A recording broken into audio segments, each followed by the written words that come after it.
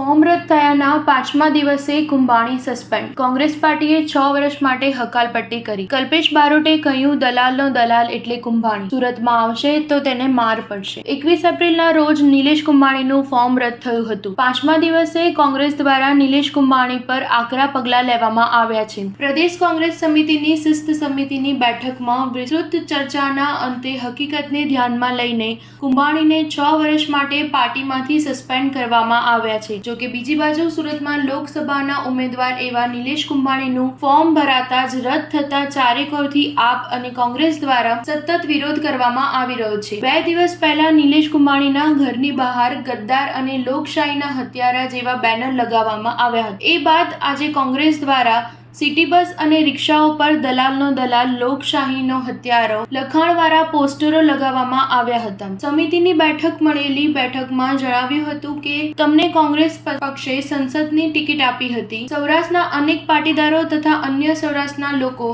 જેઓ સુરત સ્થિત થયા છે તેમના પ્રતિનિધિ તરીકે તમે અવાજ ઉઠાવ્યો એવી પક્ષની ગણતરી હતી. સ્ટાર ન્યૂઝ 7 હંમેશા સચ્ચાઈની સાથે.